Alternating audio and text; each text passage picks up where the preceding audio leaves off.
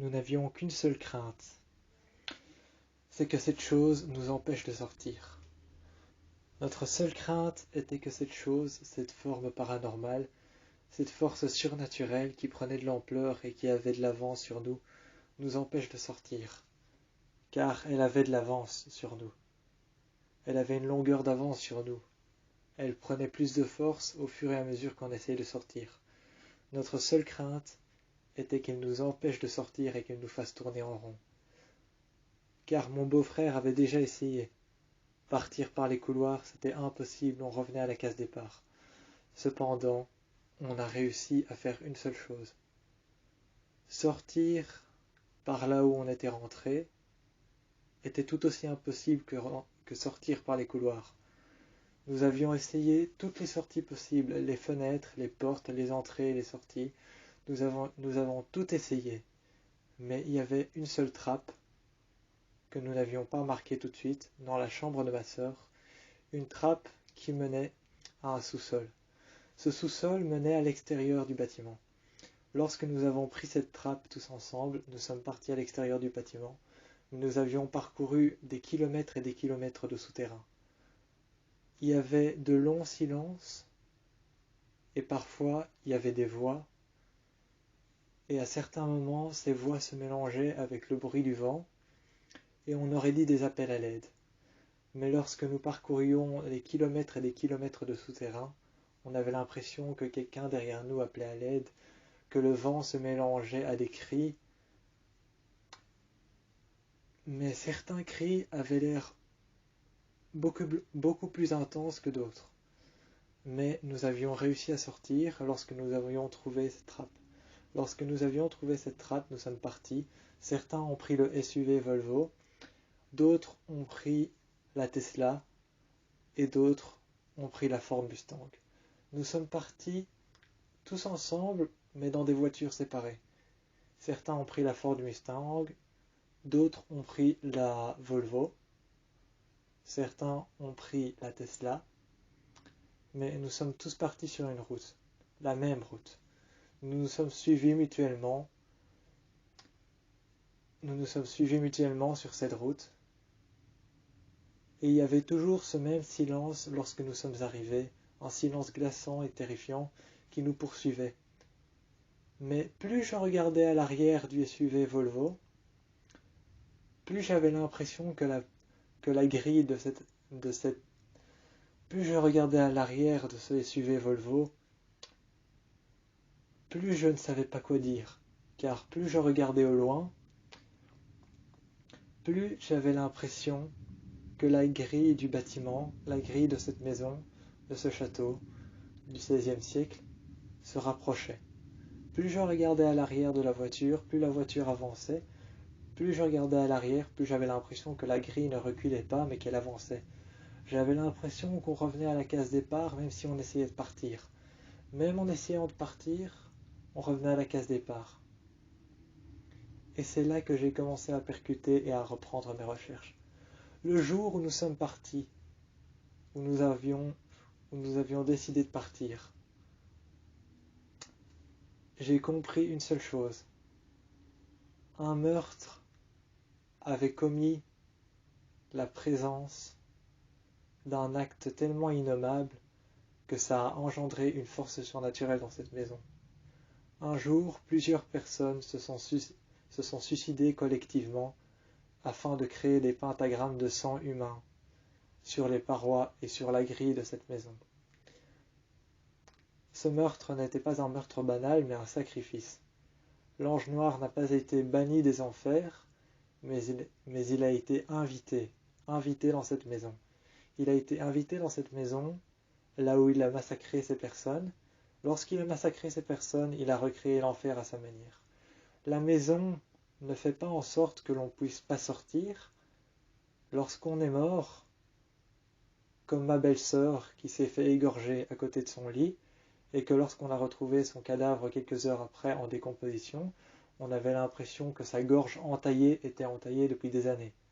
Son corps était en pure décomposition et en pleine putréfaction lorsqu'on l'a retrouvé à l'extérieur de la chambre, tandis que le sang qui la traînait jusqu'en dehors de la chambre était frais comme si on venait de la tuer.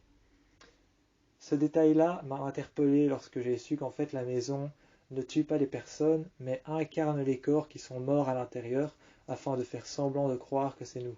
Toutes les facettes que le démon a pu interpréter, c'était la maison qui l'interprétait. Elle interprétait les facettes différentes de tous ceux qui sont venus vivre dans cette maison. Elle nous passait les messages. Lorsqu'on a vu cet endroit avec tous les cadres, elle nous passait le message que plusieurs personnes ont essayé de venir vivre ici, mais que ce démon qui recrée son enfer à sa propre image fait en sorte que les corps qu'il a incarnés, les anciennes personnes qui vivaient dans cette maison, ce démon fait en sorte que tous les corps qu'il a incarnés, toutes les personnes, les anciens propriétaires qui ont vécu dans cette maison, soient incarnés par le démon afin de faire en sorte de faire semblant et de se métamorphoser de manière à croire que la personne qui vit dans cette maison est prisonnier de elle-même. Mais seulement elle n'est pas prisonnier de elle-même, elle est prisonnier d'un autre corps qui fait semblant d'être lui-même, ce qui va le pousser à croire collectivement et à être poussé à se retrouver dans une démence collective. C'est ce qui nous est arrivé. On s'est retrouvé dans une démence collective en croyant que le corps d'autres personnes qui étaient enterrées dans le sous-sol de cette maison, des corps que je n'ai d'ailleurs pas vus lorsque j'ai été dans le sous-sol de cette maison, des corps qui devaient être enterrés un étage plus bas, ont été en fait collectivement recréés à notre image, de manière à ce que le démon dans cette maison, la force surnaturelle dans cette maison, le démon, a pu créer une démence collective en incarnant les anciens corps des anciens propriétaires de manière à nous refléter nous-mêmes dans une glace. J'ai compris en fait que cette maison était en fait le lieu qui lançait un appel à l'aide à toutes les victimes qui peuvent venir y habiter. Ce n'est pas la maison qui va nous éradiquer de cet endroit.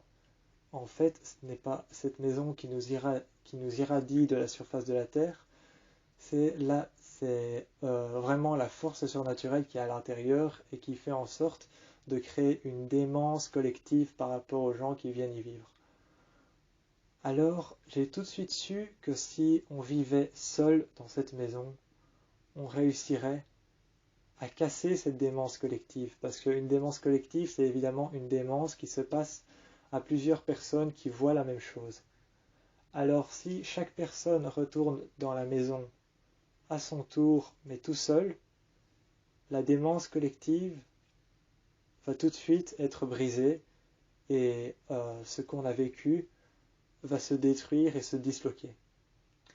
Donc si on fait semblant de chacun à notre tour, ou même si l'un de nous se dévoue pour aller vivre, ne serait-ce que pendant 5 minutes dans cette maison, en faisant semblant d'y vivre depuis des années, car le temps s'écoule autrement dans cette maison, si quelqu'un se dévoue pour aller faire semblant de vivre seul dans cette maison, la démence collective qu'on a vécue et qui nous emprisonne et qui nous fait revenir à la case départ dans cette maison va être brisée. Lorsque j'ai trouvé comment détruire la force surnaturelle dans cette maison, et que j'ai su que c'était vraiment comme ça que fonctionnait le démon, lorsque j'ai su que cette force surnaturelle et que ce démon qui engendre le mal à l'intérieur fonctionnait de manière à créer une démence collective qui faisait en sorte que nous croyions tous ensemble que nous étions prisonniers de cette maison. Mais en fait, ce n'est pas du tout vrai, car c'est les corps qui sont à l'intérieur, qui ont été recréés à notre image par rapport au démon et à la force surnaturelle qui vit dans cette maison. Donc, en fait, la force surnaturelle se servait des corps qui ont été recréés à notre image, de manière à faire semblant que ces corps qui ne sont pas les nôtres soient prisonniers dans cette maison, mais nous n'étions absolument pas prisonniers de cette maison. Nous étions en fait libres de rentrer et de sortir comme nous le voulions, mais seulement nous ne le savions pas, car nous pensions que les corps que nous voyions étaient les nôtres. Donc, si on parvient à faire en sorte et à convaincre quelqu'un d'aller vivre seul, ne serait-ce que pendant 1 heure dans cette maison, la démence collective que nous avions vécue et que nous vivions toujours, comme quoi nous sommes persuadés d'être sur la route et de partir, sera brisée. Et c'est à cet instant-là que j'ai réussi à prendre le courage et à prendre le courage en main. Et j'ai réussi à me prendre en main, à avoir le courage de me dévouer pour ne serait-ce qu'aller vivre 1 minute là-bas, car 1 minute là-bas coordine avec 1 heure, et 1 heure coordine avec 1 mois. Si je vis pendant 1 heure là-bas, je coordine avec 1 mois dans la réalité.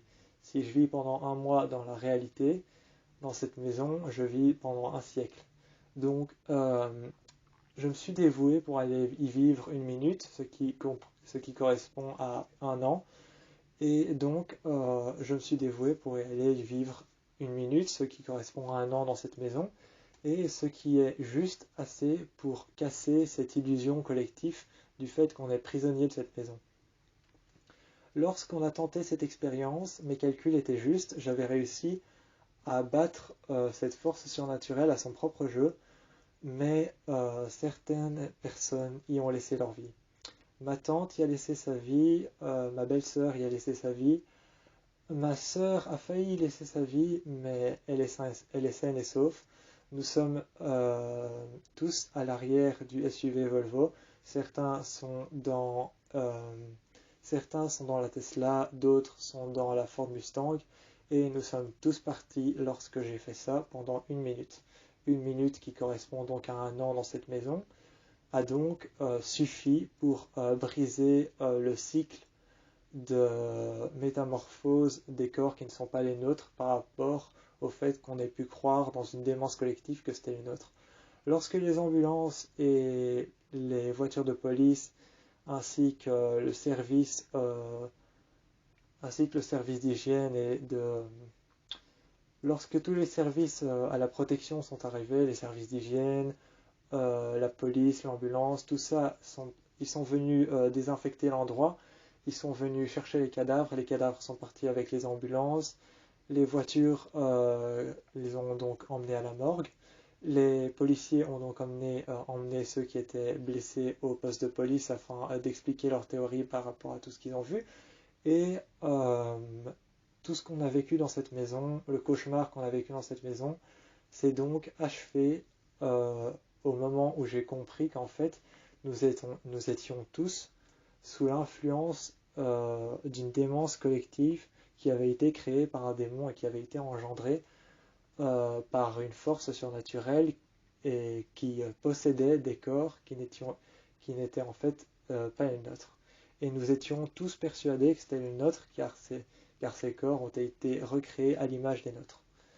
Donc, lorsque j'ai compris ça, la démence collective a été brisée, le sort de la malédiction de cet endroit a été brisé, et cette maison a été réduite en cendres par les services d'hygiène qui sont venus désinfecter la maison. Comme la maison était trop infectée par la puanteur et la putréfaction des cadavres, ils ont mis le feu volontairement à la maison et ils ont donc irradié la maison de la surface de la terre. Nous étions donc sortis sains et saufs de cette maison, le cauchemar était donc terminé, j'avais réussi à trouver la solution, comme quoi le fait de s'acharner à chercher des choses qu'on ne peut peut-être pas comprendre est toujours lucratif car on peut réussir parfois à sauver sa vie des griffes d'un démon. C'est donc la fin de mon histoire qui s'achève sur cette fin que j'ai donc créée par moi-même. C'est une histoire que j'ai donc inventée par moi-même. C'est une pure fiction que j'ai inventée. Je les ai inventés par rapport aux films que je regarde, qui sont des films d'un réalisateur que j'aime beaucoup, qui est James Wan. Donc c'est une pure fiction inventée par rapport aux films de James Wan, notamment ces derniers comme Conjuring, Conjuring 2, Conjuring 3 ou encore Malignant. C'est donc un petit mélange de l'univers de James Wan, qui est un univers que j'aime beaucoup, qui est assez subtil, mais en même temps qui a un côté assez too much. Donc cette histoire que j'ai inventée, cette pure fiction qui provient entièrement de moi-même, s'achève ici et maintenant. J'espère que vous auriez aimé mon histoire d'horreur pour ceux qui aiment bien l'horreur, et n'hésitez pas à me dire ce que vous en avez pensé et à vous abonner parce que j'ai encore beaucoup d'histoires en stock.